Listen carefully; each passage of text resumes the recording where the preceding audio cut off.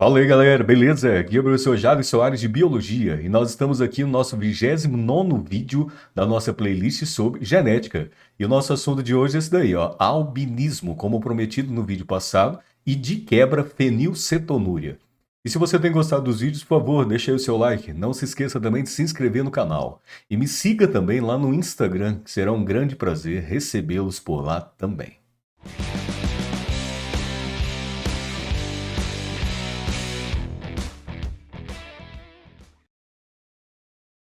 Bem, galerinha, para começar, então a gente vai começar com o albinismo. Daqui a pouco eu mostro para você a relação dessa característica com a fenilcetonúria. Então, para a gente começar, eu coloco ali para você que o albinismo é a quase ausência ou ausência total da produção de melanina na pele, pelos e olhos. Então, isso é o albinismo.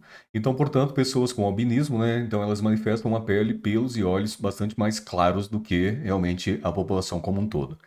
E para a gente começar, então, a primeira coisa que eu vou colocar aqui para você é que você tem alguns tipos de albinismos. Então, como por exemplo, o óculo cutâneo, que é o mais comum, que afeta basicamente pele, pelos e olhos. Nós temos o ocular, que afeta basicamente só olhos. E nós temos então o sindrômico, que além de afetar pele, pelos e olhos, também gera outras características, principalmente oculares, como por exemplo, estrabismo, como movimentos involuntários dos olhos, e além também da intolerância à luz. Então, por isso ele é chamado assim.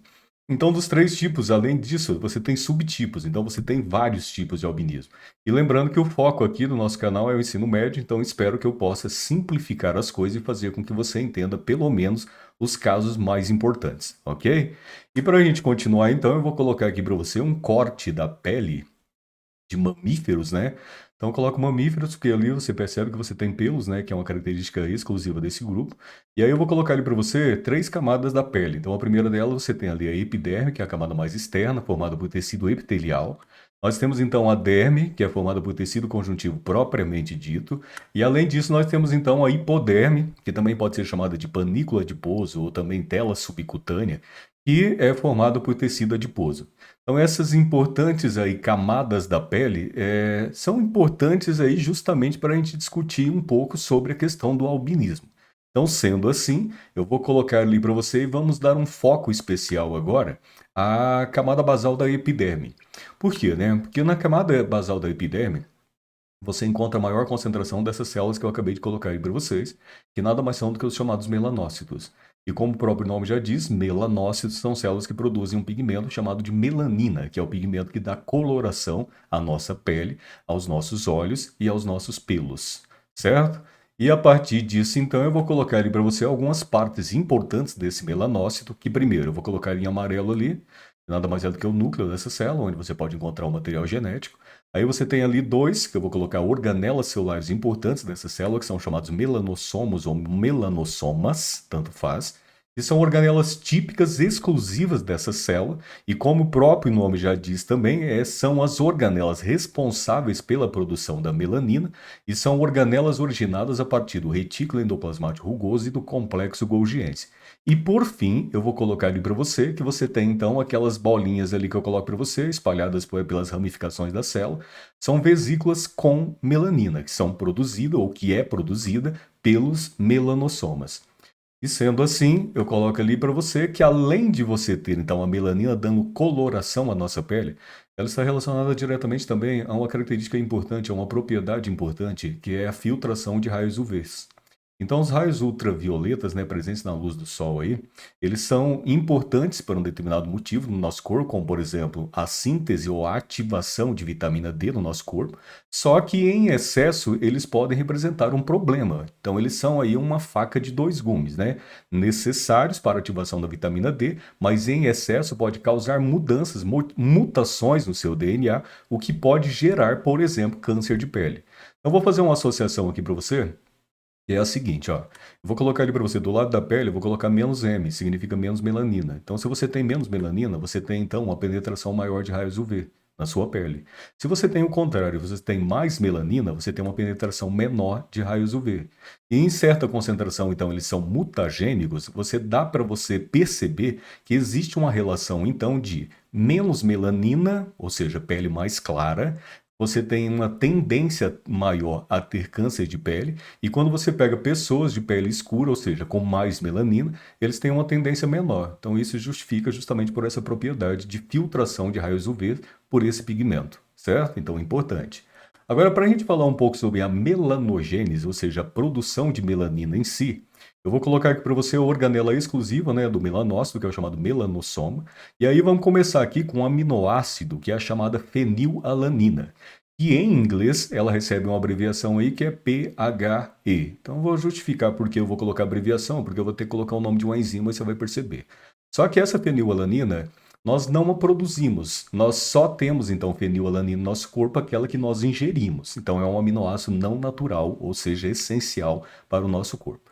E sendo assim, essa fenilalanina ela poderá ser convertida em um outro aminoácido conhecido como tirosina. E quem faz isso é uma enzima chamada de abreviadamente PAH, que é fenilalanina hidroxilase. Então não fica muito preocupado com o nome estranho, fenilalanina hidroxilase é uma enzima que pega fenilalanina, que é um aminoácido, e converte em tirosina. E sendo assim, eu vou colocar ali para você que você tem determinadas pessoas que têm ou a não produção dessa enzima, ou a produção dela em baixa quantidade. Então, se você perceber ali, lógico, olhando a rota metabólica ali, você percebe se você não tiver essa enzima, o que você vai ter, né? A não conversão de fenilalanina em tirosina, e sendo assim, você terá um acúmulo de fenilalanina no seu organismo. Se você tem um acúmulo de fenilalanina no seu organismo, você tem aí um quadro conhecido então como fenilcetonúria. E a fenilcetonúria, ela é importante pelo fato de que o acúmulo de fenilalanina no corpo de uma criança em si, ela pode gerar, uma criança ou um adulto, ela pode gerar então danos cerebrais irreversíveis. Então por isso que ela tem uma importância muito grande. Inclusive, é uma das doenças pesquisadas no teste do pezinho, né? Que é aquele teste que se faz com bebês quando nascem. Por quê? Porque uma vez que os danos são irreversíveis, então a gente tem que ter cuidado com isso. E uma vez que o tratamento, então, para a fenilcetonúria seria uma dieta pobre em fenilalanina. Então, sendo assim, você evitaria esse acúmulo e você evitaria danos cerebrais permanentes. Então, é importante, né? Aí nós temos, então, só para completar, que você saber que a fenilcetonúria, ela é uma herança recessiva. Então, se ela é recessiva, ela só se expressa em homozigose, né? Então, isso é o próprio conceito de uma doença ou de uma herança ou de uma característica recessiva. E aí você pega então a partir da tirosina, então se você produz tirosina a partir da fenilalanina, essa tirosina já dentro do melanossoma, ela tem a capacidade de ser convertida em DOPA. DOPA é dihidroxifenilalanina. Não fique muito preocupado então com o nome completo, DOPA tá ótimo. E aí você precisa de uma enzima para converter então a tirosina em DOPA. E essa enzima é a chamada tirosinase. Eu já peço a você uma atenção especial a ela, porque ela está ligada diretamente, pelo menos, à maior parte dos albinismos. Então, isso é importante. Só que, sendo assim, a chamada DOPA é um intermediário que irá ser utilizado para que você possa produzir feomelanina, que é uma melanina conhecida como vermelha amarela, e você pode também utilizar a DOPA para produzir eumelanina, que é uma melanina conhecida como marrom preta. Então você pega pessoas ruivas, por exemplo, elas têm uma quantidade maior, uma proporção maior de feomelanina. E quando você pega pessoas não ruivas, nós temos uma proporção maior de eumelanina. Sendo assim, nós temos a capacidade de produzir as duas, só que em maior proporção um ou maior proporção a outra. Isso é importante. Agora, além disso, você tem que lembrar o seguinte, ó.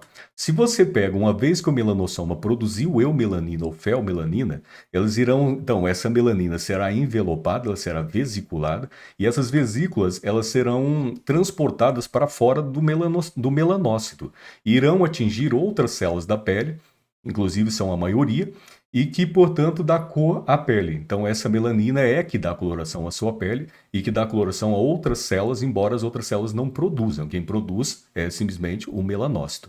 E aí, uma vez que você pega a tirosinase, nós vamos falar especificamente dela agora, porque você vai entender por que do albinismo. Então, tem determinadas pessoas que produzem tirosinase em muito menor escala do que a maioria da população, ou não produzem. E se você não produz tirosinase, o que vai acontecer, né? Basta você olhar a rota metabólica aqui e a gente prestar atenção aqui, ó. Que a tirosina, ela só será convertida em DOPA se você tiver tirosinase. Se você não tiver tirosinase, a tirosina não conseguirá ser convertida em DOPA. Sendo assim, você tem que notar que a diminuição drástica de tirosinase ou a ausência dela vai causar justamente o albinismo. que é a falta de melanina ou a quase falta de melanina na pele dessas pessoas. E se você pega, então, o albinismo em si, você tem menos tirosinase, menos feomelanina e menos melanina. Ou seja, menos eumelanina, né? Então, sendo assim, você instala, então, o albinismo. E lembrando que o albinismo é uma característica recessiva, certo? Então, assim como a fenilcetonúria é também uma característica recessiva. E se você pegar, então, aqui, a partir disso, no vídeo anterior a esse, eu falei para você sobre coloração da pele humana e dissemos lá sobre genes aditivos. E falei para você que quanto mais genes aditivos você tem no seu genótipo, maior ou mais corada ou com mais cor você terá na sua pele. E quanto menos genes aditivos, mais clara será a sua pele. Isso se dá pelo fato de que os genes aditivos, eles modulam a quantidade de tirosinase. Então, eles atuam ali diretamente ou indiretamente, aumentando ou diminuindo a quantidade de tirosinase. Então, eu falo para você que você tem uma relação da seguinte, ó, quanto mais genes aditivos você tem, mais tirosinase você tem. Quanto mais tirosinase você tem, mais eumelanina e feomelanina você tem. Então, mais escura será a sua pele. Quanto menos genes aditivos você tiver, você terá menos tirosinase. Quando você tem menos tirosinase, você terá menos feomelanina e menos eumelanina, e, portanto, mais clara será a sua pele. Então, a coloração da pele está diretamente ligada à tirosinase, logicamente, porque é ela que atua diretamente na produção da melanina, e você tem os genes aditivos, que são genes acessórios que atuam modulando essa tirosinase, ou aumentando-a em quantidade ou diminuindo. Certo? Então você passaria a ter pele mais clara quando você tem menos genes aditivos e pele mais escura quando você tem mais genes aditivos. Certo? Então, espero que eu possa ter contribuído e te ajudado a entender um pouco mais sobre albinismo e fenilcetonúria. Então é isso, fique bem, um grande abraço, tchau.